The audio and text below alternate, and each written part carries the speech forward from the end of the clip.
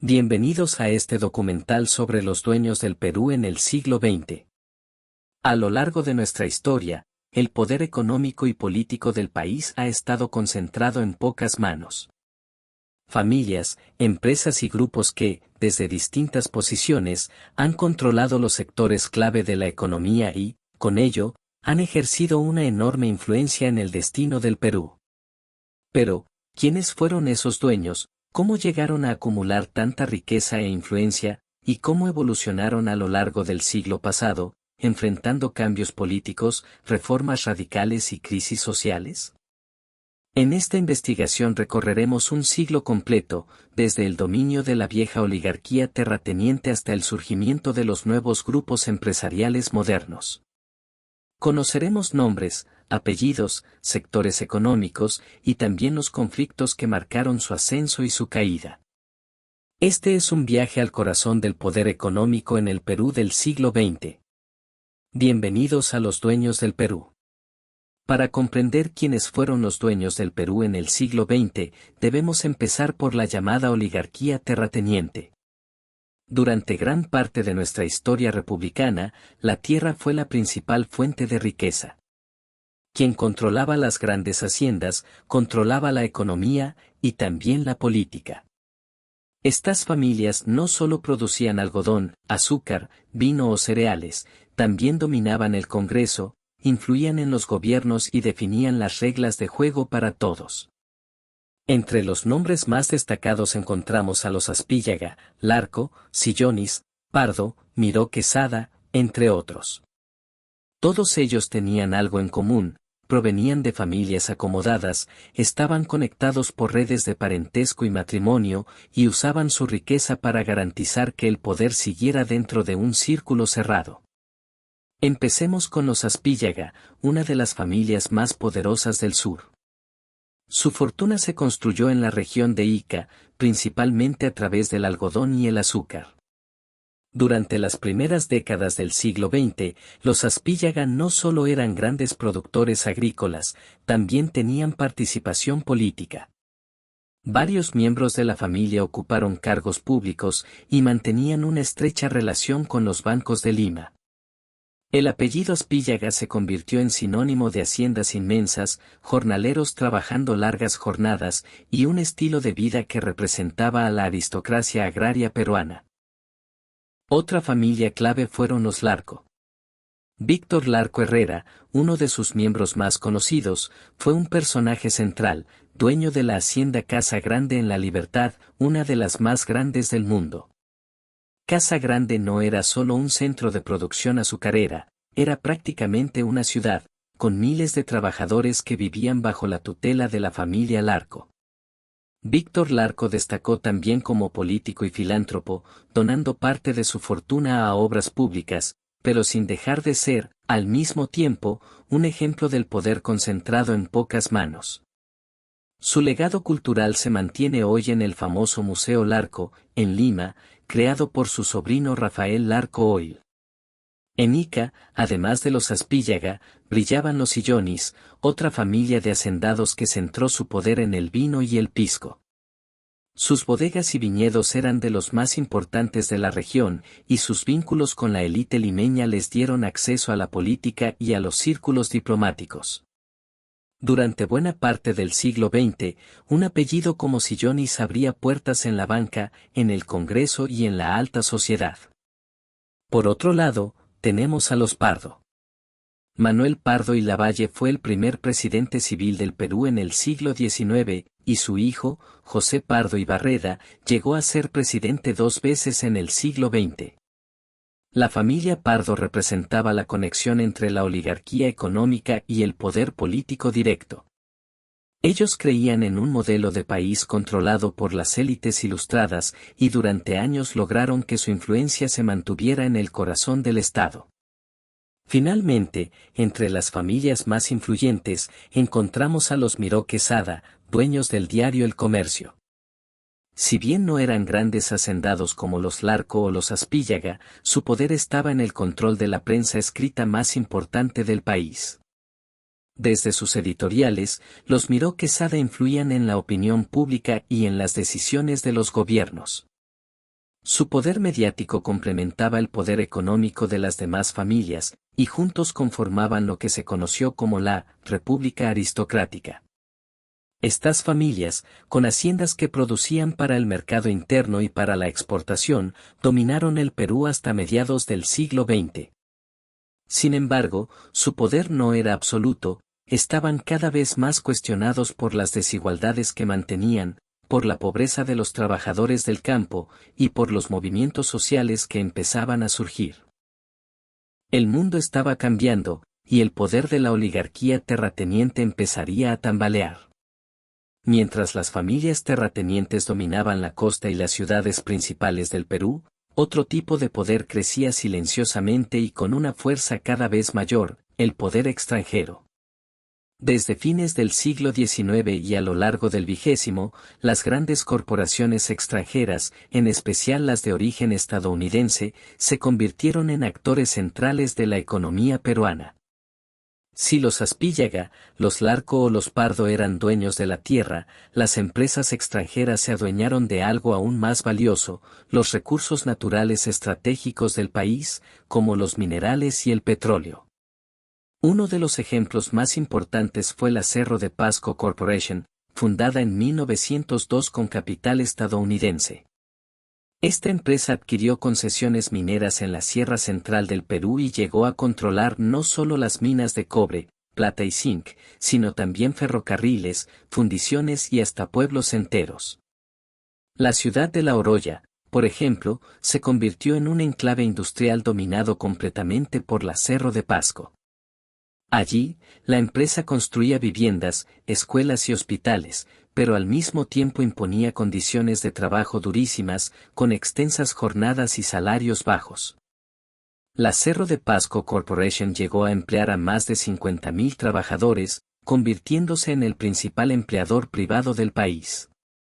Su poder económico era tan grande que podía negociar directamente con los gobiernos peruanos, garantizando leyes que protegieran sus intereses. En la práctica, los dueños de la minería en el Perú del siglo XX ya no eran las familias peruanas, sino accionistas en Nueva York y Boston. Otro caso emblemático fue el de la International Petroleum Company, más conocida como la IPC. Esta compañía, también de capital estadounidense, tomó control de los yacimientos de Talara, en Piura, a inicios del siglo XX. Durante décadas, la IPC extrajo millones de barriles de petróleo del subsuelo peruano, pagando impuestos mínimos y dejando escasos beneficios al Estado. El conflicto con la IPC se volvió un símbolo del malestar nacional contra las empresas extranjeras. En 1968, el gobierno militar de Juan Velasco Alvarado denunció lo que llamó el escándalo de la página 11 minutos. Según se reveló, el contrato firmado con la IPC para la explotación petrolera tenía una página faltante que cambiaba las condiciones a favor de la empresa. La indignación popular fue enorme, y Velasco aprovechó la coyuntura para expropiar la compañía y nacionalizar el petróleo. El episodio de la página 11 marcó un antes y un después en la relación entre el Perú y las multinacionales. Por primera vez, un gobierno se atrevía a enfrentarse directamente a una corporación extranjera tan poderosa, en nombre de la soberanía nacional. Pero la influencia extranjera no se limitaba a la minería y el petróleo. Empresas británicas y estadounidenses también controlaban ferrocarriles, puertos y bancos. En muchos casos, estas compañías estaban más organizadas y tenían más capital que los empresarios peruanos, lo que les permitía acaparar contratos estatales y manejar sectores completos de la economía. Sin embargo, este dominio no fue aceptado pasivamente. Desde los años 20 y 30, los trabajadores mineros y petroleros comenzaron a organizar huelgas y protestas. En Cerro de Pasco, en La Oroya y en Talara se vivieron algunos de los movimientos sindicales más importantes del país. Estas luchas obreras exigían mejores condiciones de trabajo, salarios justos y, en algunos casos, la nacionalización de los recursos. Para muchos peruanos, el verdadero dueño del Perú, en esa época no era un apellido criollo de Lima, sino una oficina en Wall Street. Y ese sentimiento de despojo, de ver la riqueza nacional salir hacia el extranjero, alimentó el nacionalismo económico que, décadas después, justificaría medidas radicales como la reforma agraria y las nacionalizaciones. El capital extranjero, junto con la oligarquía terrateniente, formaba así una alianza peculiar, mientras unos controlaban la tierra y el agro, los otros dominaban la minería, el petróleo y la infraestructura. Entre ambos se repartían prácticamente todo el país. Pero ese modelo no podía sostenerse para siempre. El descontento social crecía, la desigualdad se hacía más visible, y en el campo, los campesinos comenzaban a reclamar lo que consideraban suyo por derecho, la tierra. El Perú se encaminaba hacia un cambio profundo, y ese cambio llegaría en los años 60, con la reforma agraria. El poder de la oligarquía terrateniente y de las empresas extranjeras parecía indestructible durante la primera mitad del siglo XX. Sin embargo, la historia siempre se mueve, y en el Perú, los años 60 trajeron consigo una de las transformaciones más radicales de nuestra historia, la reforma agraria. Para entenderla, debemos retroceder a los años previos. Hacia 1960, el Perú seguía siendo, en gran medida, un país agrario. En la costa y en la sierra, enormes haciendas concentraban la tierra en manos de unas pocas familias, mientras millones de campesinos trabajaban bajo un régimen casi feudal. La diferencia entre hacendados y jornaleros era abismal, mientras los dueños vivían en mansiones, enviaban a sus hijos a Europa y se paseaban por Lima como parte de la élite social. Los campesinos trabajaban largas jornadas, recibían un salario mínimo o, en muchos casos, solo una parcela para subsistir. Esa desigualdad generaba tensiones crecientes. En la Sierra Central, en el Cusco, en Junín y en otras regiones, comenzaron a surgir movimientos campesinos que reclamaban tierras. Algunas de estas luchas eran pacíficas, pero muchas derivaron en tomas de haciendas, enfrentamientos con la policía e incluso violencia. El mensaje era claro: el viejo sistema estaba agotado. En 1968, un hecho político cambiaría el rumbo del país. El general Juan Velasco Alvarado lideró un golpe de Estado contra el presidente Fernando Belaúnde Terry, acusándolo de estar demasiado cerca de las empresas extranjeras y de no resolver los problemas del campo. Una vez en el poder, Velasco se presentó como el líder de una revolución peruana, que buscaba transformar radicalmente la estructura económica y social del país. El 24 de junio de 1969, Día del Campesino, Velasco anunció al país la reforma agraria. Con un discurso enérgico, declaró: «Campesino, el patrón ya no comerá más de tu pobreza». Ese día marcó el inicio del fin para la oligarquía terrateniente. La reforma agraria consistió en expropiar las grandes haciendas y redistribuir las tierras entre los campesinos. Miles de propiedades fueron intervenidas, incluyendo algunas de las más emblemáticas, como la hacienda Casa Grande de los Larco en La Libertad, las haciendas algodoneras de los Aspíllaga en Ica y las bodegas de los Sillonis. En cuestión de meses, apellidos que habían dominado la economía peruana por generaciones perdieron el control de sus dominios. Sin embargo, la reforma no entregó las tierras de manera individual. En muchos casos, se crearon cooperativas agrarias de producción, donde los campesinos trabajaban colectivamente. La intención era buena, pero el modelo no siempre funcionó, faltaba capacitación, tecnología y acceso a créditos. Muchas cooperativas terminaron en crisis en pocos años. Aún así, el impacto político fue enorme. La oligarquía terrateniente, que había gobernado el Perú desde el siglo XIX, desapareció casi de la noche a la mañana. Familias que habían sido sinónimo de poder, los Larco, los Aspíllaga, los Sillonis, se vieron obligadas a vender sus propiedades urbanas, a invertir en otros sectores o, en algunos casos, a emigrar. El poder económico pasó de los hacendados a otros actores, el Estado, que se convirtió en administrador de las tierras, y los nuevos grupos empresariales urbanos, que crecían en sectores como la banca, la industria y el comercio. La reforma agraria también tuvo un efecto simbólico. Por primera vez, millones de campesinos sintieron que el Estado estaba de su lado. El discurso de Velasco les dio dignidad, aunque la realidad económica no siempre cumplió las promesas. Las expropiaciones también alcanzaron a empresas extranjeras. La International Petroleum Company fue nacionalizada, lo mismo que parte del Acerro de Pasco Corporation. Velasco buscaba un Perú independiente, dueño de sus recursos, aunque los costos financieros y políticos de estas decisiones fueron altos.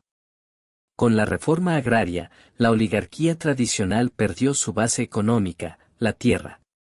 Ya no serían ellos los dueños del Perú. Pero la historia nos muestra que el poder nunca desaparece, solo se transforma. Y en las décadas siguientes, aparecerían nuevos grupos empresariales que ocuparían ese lugar, construyendo fortunas desde otros sectores, la banca, la construcción, los alimentos y la minería moderna. Así, mientras en el campo se derrumbaba el viejo sistema de haciendas, en las ciudades nacía una nueva clase empresarial que se convertiría en los verdaderos dueños del Perú en la segunda mitad del siglo XX. Con la reforma agraria de 1969, la antigua oligarquía terrateniente quedó despojada de su principal fuente de riqueza, la tierra. Pero en economía, el poder nunca se pierde del todo, solo se transforma. A partir de los años 70 y sobre todo en las décadas de 1980 y 1990, el Perú vio surgir a un nuevo grupo de actores económicos, grandes conglomerados empresariales urbanos que construyeron su poder en la banca, la industria, la construcción y los alimentos. Estos serían los nuevos dueños del Perú. Entre ellos destacan 4 apellidos o marcas que marcaron profundamente la historia empresarial peruana: los Romero, los Brescia, los Rodríguez Banda con Gloria, y Graña y Montero. Cada uno representa una historia distinta, pero todos coinciden en haber sabido aprovechar las oportunidades del mercado y, en muchos casos, las privatizaciones que se dieron durante el gobierno de Alberto Fujimori en los años 90. Empecemos con el Grupo Romero. Originarios de Piura, los Romero comenzaron en el comercio de arroz y algodón a inicios del siglo XX. Poco a poco expandieron sus negocios hacia la banca, fundando el Banco de Crédito, que se convertiría en la institución financiera más grande del país. En los años 90, con el proceso de privatizaciones, el Grupo Romero diversificó aún más sus inversiones: alimentos, transporte, logística, seguros y telecomunicaciones. Alicorp, la empresa alimentaria del grupo, se convirtió en un gigante regional, produciendo desde aceites hasta fideos y galletas.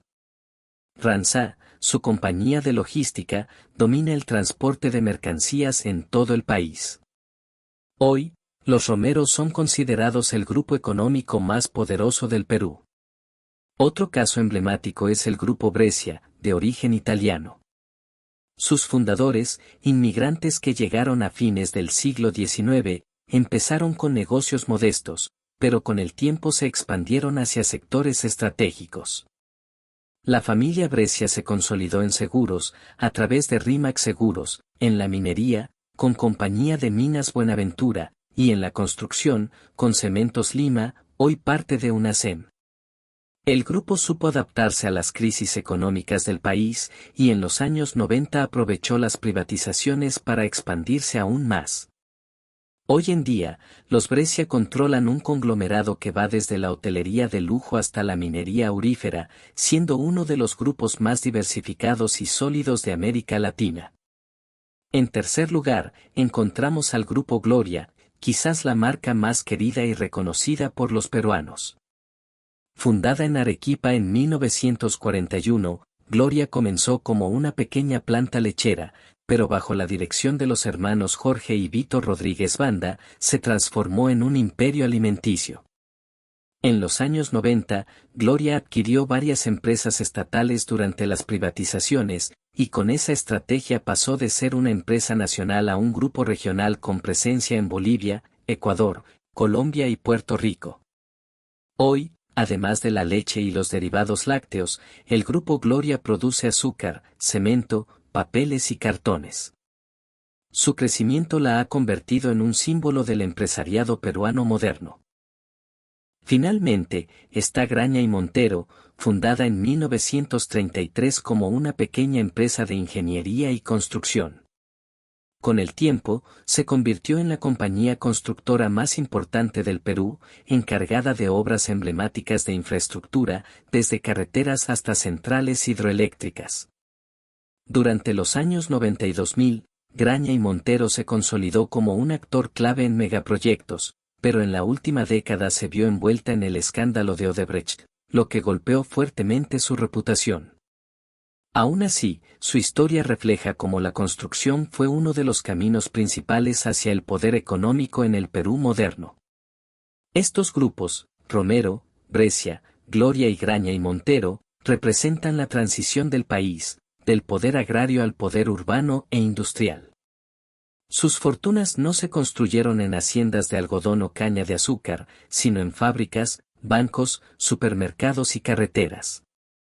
A diferencia de la oligarquía terrateniente, que heredaba la tierra de generación en generación, los nuevos grupos empresariales supieron adaptarse a las reglas del mercado globalizado.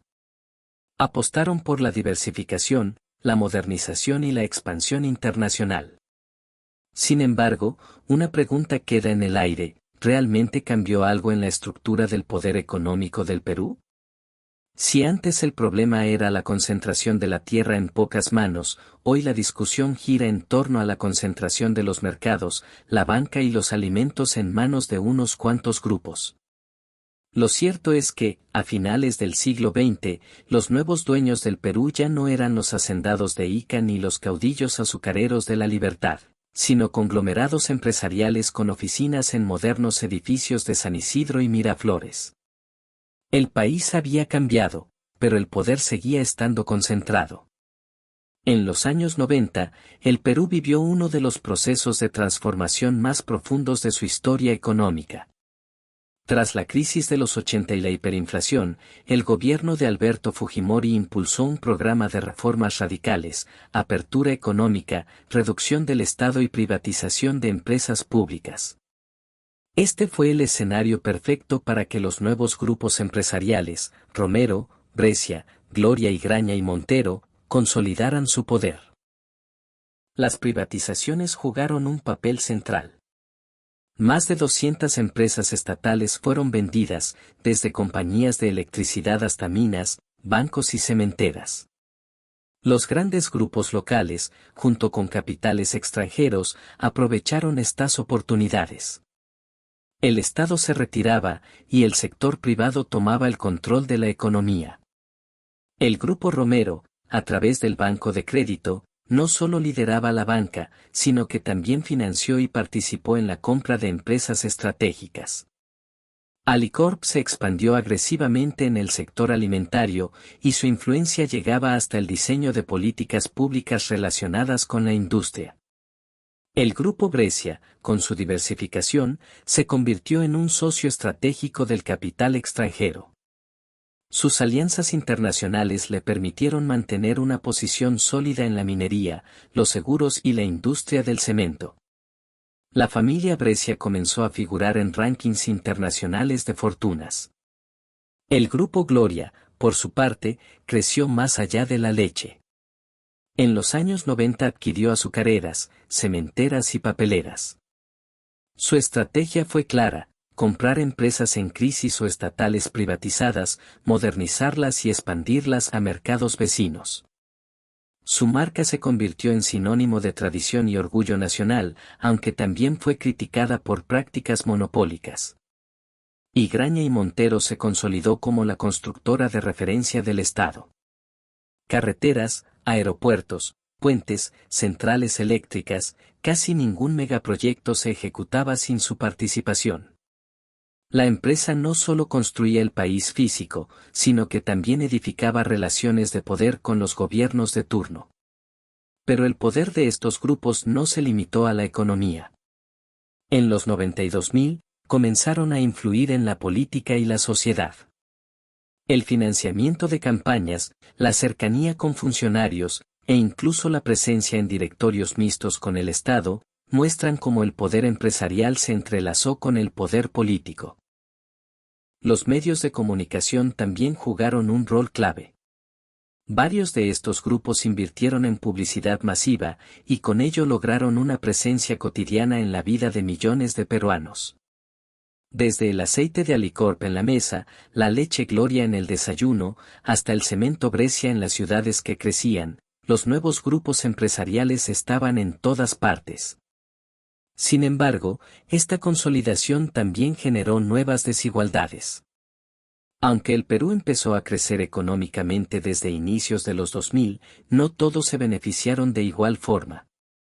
Mientras los grandes conglomerados se internacionalizaban y acumulaban fortunas, vastos sectores de la población seguían en la informalidad y la pobreza. La concentración del poder económico en pocas manos se convirtió en un tema de debate académico y social. ¿Hasta qué punto era saludable para una democracia que 4 o 5 grupos controlaran la banca, los alimentos, la construcción y la minería del país? Entre los años 2000 y 2010, estos grupos no solo se consolidaron en el mercado interno, sino que dieron el salto al mercado internacional. Alicorp en América Latina, Gloria en Bolivia y Ecuador, los hoteles de lujo del Grupo Brescia en Argentina y Chile, y las constructoras participando en megaproyectos en toda la región. El Perú dejaba atrás definitivamente el modelo oligárquico agrario. Ahora, el poder tenía nuevas direcciones, edificios corporativos en San Isidro, fábricas en provincias y negocios en el extranjero. Los nuevos dueños del Perú ya no solo controlaban el mercado, sino que también moldeaban la política y la cultura. El país se modernizaba, pero el debate continuaba: ¿había cambiado realmente la estructura del poder o simplemente había cambiado de apellidos? Al iniciar el siglo XXI, los grandes grupos empresariales parecían inquebrantables. Sin embargo, el tiempo demostraría que el poder económico no está libre de crisis ni de cuestionamientos. Uno de los episodios más polémicos fue el escándalo de corrupción de Odebrecht y las constructoras. El gigante brasileño reveló que había financiado campañas y pagado sobornos a cambio de contratos de infraestructura en toda América Latina. Graña y Montero apareció en el centro de estas investigaciones. La empresa, orgullo de la ingeniería peruana, quedó golpeada por denuncias de colusión y corrupción. Su reputación cayó drásticamente y tuvo que reorganizarse para sobrevivir. En paralelo, el Grupo Gloria enfrentó críticas por la calidad de algunos de sus productos, acusados de no ser lo que su publicidad decía. A pesar de mantener su poder en la industria láctea y alimentaria, las demandas sociales por mayor transparencia y calidad se hicieron sentir. El Grupo Romero, con Alicorp y el Banco de Crédito, logró mantenerse a flote e incluso crecer, pero también fue cuestionado por la concentración de mercado y su enorme influencia en la vida cotidiana de los peruanos. Desde los alimentos hasta los créditos, su presencia era tan fuerte que muchos se preguntaban si existía verdadera competencia. El Grupo Brescia, quizá el más discreto de todos, continuó expandiendo su riqueza en sectores estratégicos como minería, seguros, hotelería y cemento. Su poder económico se reforzó con la internacionalización, aunque su bajo perfil mediático lo mantuvo lejos del ojo crítico de la opinión pública. El debate académico y social se hizo más intenso. ¿Es saludable que unas pocas familias controlen gran parte de los sectores estratégicos de un país? ¿Qué significa para la democracia que la política y la economía estén tan entrelazadas? En medio de estos cuestionamientos, la sociedad peruana empezó a exigir mayor responsabilidad social a los grandes conglomerados. No solo producir y generar riqueza, sino también aportar al bienestar colectivo, a la sostenibilidad ambiental y a la reducción de desigualdades.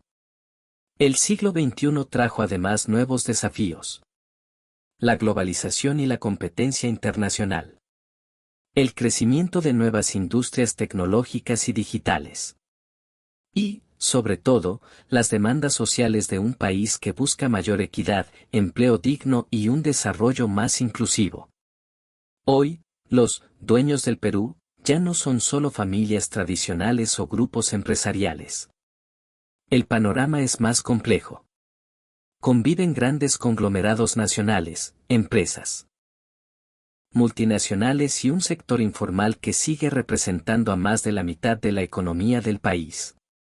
Y aunque las familias Romero, Brescia, Rodríguez Banda y las constructoras mantienen su poder, su influencia está constantemente puesta a prueba.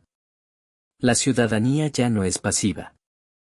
Las redes sociales, la prensa y las organizaciones civiles exigen transparencia y responsabilidad.